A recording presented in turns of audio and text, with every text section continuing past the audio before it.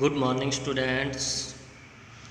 SV academy Rawla की online classes में आपका हार्दिक स्वागत है। Class third subject English lesson 7 from a railway carriage एक पोइम है जो कि रॉबर्ट लुइस स्टीवेंसन के द्वारा लिखी गई है।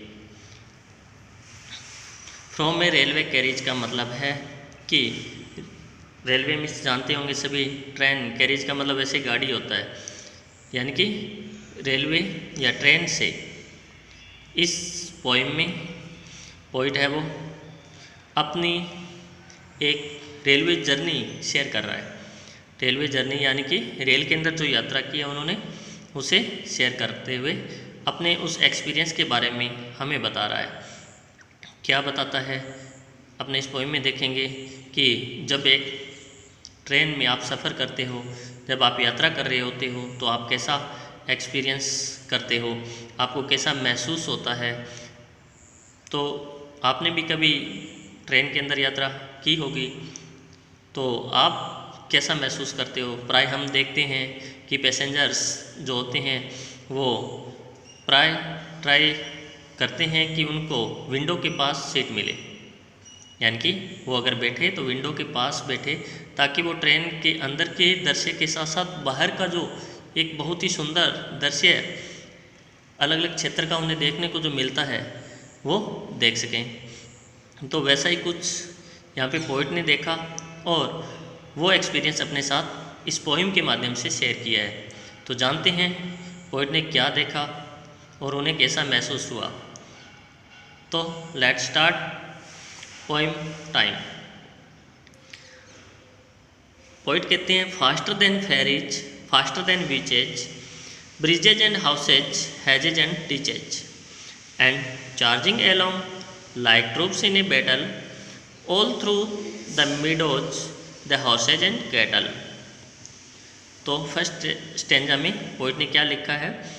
पोइट कहते हैं कि faster than fairies, faster than witches. Fairies होती है परियां, विचेज होती है डायन जो चुड़ैल, ब्रिजेज होते हैं पुल, हाउसेज होते हैं घर, हैजिज होती है बाड़, यानी कि जब किसी की हदबंदी की हुई होती है, चाहे वो पास पास में बहुत सी झाड़ियाँ लगा के हो या फिर दीवार के माध्यम से हो या फिर कंटीले कांटों के माध्यम से हो। एंड डिचेज मिस होती है खाइयाँ, जब भूमि को संकरा नीचे गहरा खोदा जाता है तो उसे खाई बोलते हैं। एंड चार्जिंग, चार्जिंग का मतलब होता है आगे बढ़ना। ट्रुप्स में मतलब होती है सैन्य टुकड़ी, सैनिकों का दल या कोई भी एक समूह है। बैटल मिस होता है युद्ध। मिडोज मिस होते हैं चरागाह है या घास के मैदान। हॉर्सेज आप सभी जानते हैं घोड़े, कैटल होते हैं मवेशी। तो पोइट कहता है कि यह ट्रेन परियों और चुड़ैलों से भी अधिक तेज, देन का मतलब होता है के बजाय, से अधिक। Faster than fairies, faster than witches, परियों और चुड़ैलों से भी अधिक तेज पुलों और घरों, बाड़ों और खाइयों को पीछे छोड़ते हुए आगे बढ़ती है। यानी कि जब आप ट्रेन में सफ़र करते हैं, यात्रा करते हैं, तो आपको महसूस होता है कि ट्रेन की गति बहुत तेज़ है। यानी कि पोइट ने जिस ट्रेन में अपना ट्रैवल किया तो वो उस ट्रेन को किसके सम्मान बता रहे हैं, यहाँ पे कॉम्परेटिव डिग्री का यूज उन्होंने किया है और उसने यहाँ एक ट्रेन की तुलना परियों और डायनों से की है, यानी कि राक्षस चुड़ैलों से की है। कवि ने लिखा है कि यह ट्रेन परियों और चुड़ैलों से भी अधिक तेज दौड़ती है। तो ये पुलों, घरों, बाड़ों और खाइयों को पीछे छोड़ जाती है।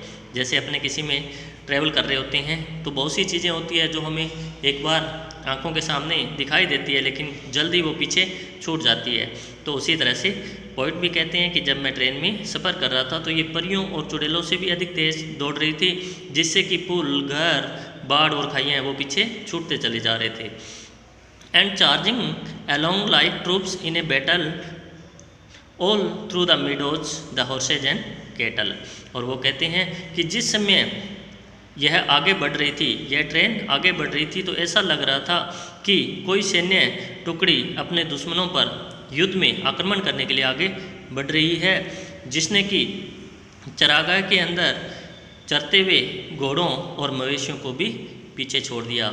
यानी कि जिस तरह से सैन्य दल किसी भी फील्ड में से होके मार्च करते हैं, आगे की तरफ बढ़ते हैं किसी अन्य दुश्मनी सैनिकों पर आक्रमण करने के लिए, तो वो किसी भी चीज़ की परवाह किए बगैर सिर्फ उनका टारगेट अपनी वो दुश्मन होते हैं। उसी तरह से जब ये ट्रेन आगे बढ़ रही है तो ये बिल्कुल उसी तरह से आगे बढ़ रही है कि चरागाह के अंदर घोड़े मवेशियाँ चल रही है, उनकी परवाह किए बिना सीधी आगे बढ़ जाती है, यानी कि वो पीछे छूट जाते हैं।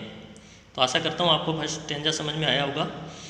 कि एक बार फिर से देख लेते हैं कि यह ट्रेन परियों और चुड़ैलों से भी अधिक तेज दौड़ती है, तो पुलों, घरों और बाड़ों व खाइयों को पीछे छोड़ती हुई चली जाती है।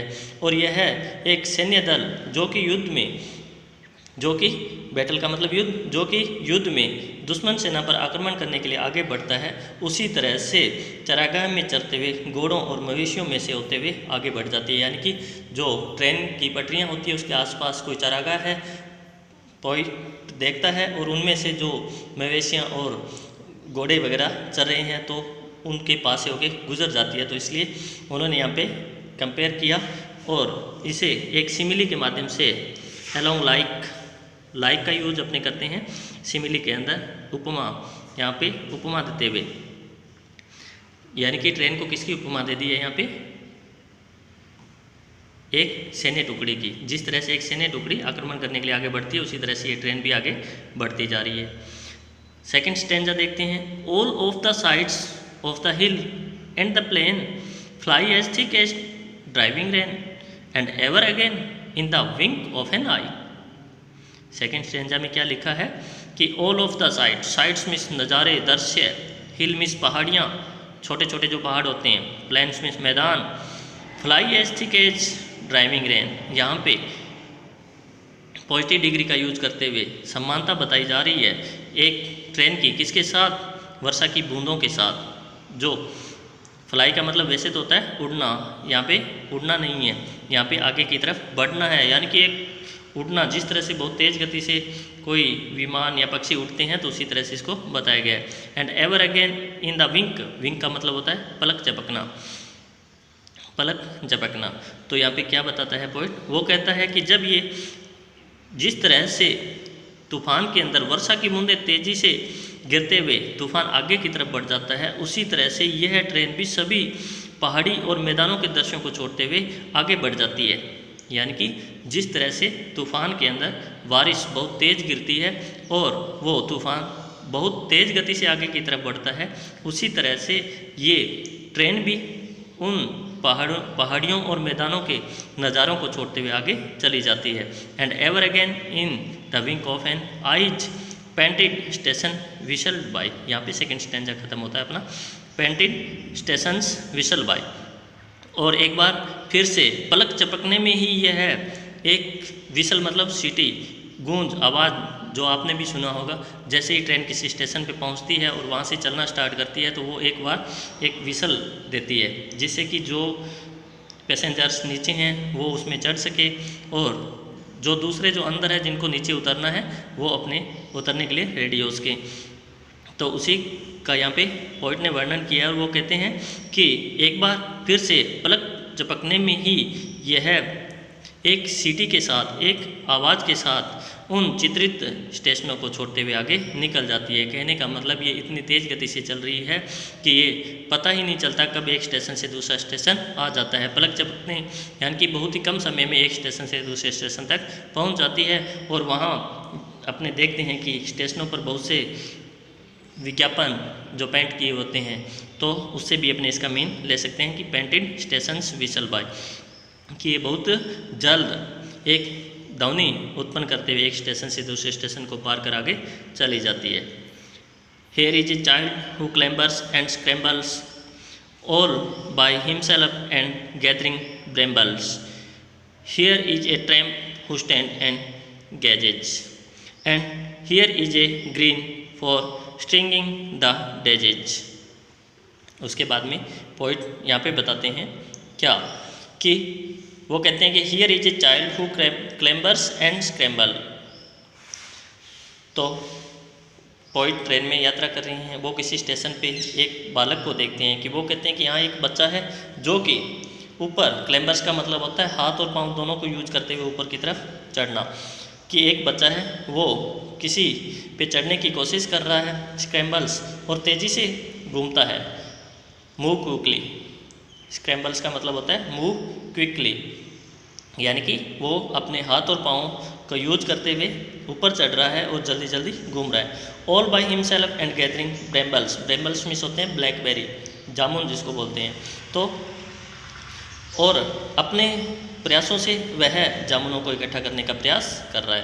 कहने का मतलब कि पोइट उस ट्रेन के अंदर सफ़र कर रहे हैं, ट्रैवल कर रहे हैं, और उसी दौरान वो देखते हैं कोई एक दृश्य जिसमें कि एक बालक जामुन के वृक्ष के ऊपर अपने हाथ और पाँव से ऊपर चढ़ने की कोशिश करता है, और वो तेज़ी से घूमते हुए वह उन जामुनों को अपने आप ही इकट्ठा करने का प्रयास करता है, यानी कि उसका हेल्प करने के लिए कोई भी नहीं है। Here is a tramp who stand and gauges. Tramp का मतलब होता है बेघर व्यक्ति, होमलेस पर्सन, यानी कि जिसका घर नहीं होता है, जिसको अपने बोल सकते हैं भिखारी। Hair is a tramp who stands and gauges. और वो देखते हैं कि वहाँ एक बेघर व्यक्ति है जो कि खड़ा हुआ है और टकटकी लगाकर उस ट्रेन को जाते हुए देख रहा है। गेज का मतलब होता है किसी भी चीज़ को लगातार अपनी नज़रें गड़ाकर देखना, यानी कि टकटकी लगाकर देखना, कि यहाँ एक बेघर व्यक्ति है जो खड़ा हुआ है और उस ट्रेन को जाते हुए निहारता है, टकटकी लगाकर देखता है। And here is the green for stringing the daisies. Daisies मिस होते हैं फूलों, और स्ट्रिंगिंग मिस होता है माला बनाना फूलों की, और ग्रीन मिस कोई भी चरागाह है या घास का मैदान। और वो कहते हैं कि वहाँ वो देखते हैं कि एक कोई घास का मैदान है या फूलों का एक पार्क है जिसमें कि औरतें हैं वो फूलों से मालाएं बना रही थी। Here is the cart run away in the road lumping along with men and load, and here is a mill and there is a river, each a glimpse and gone forever।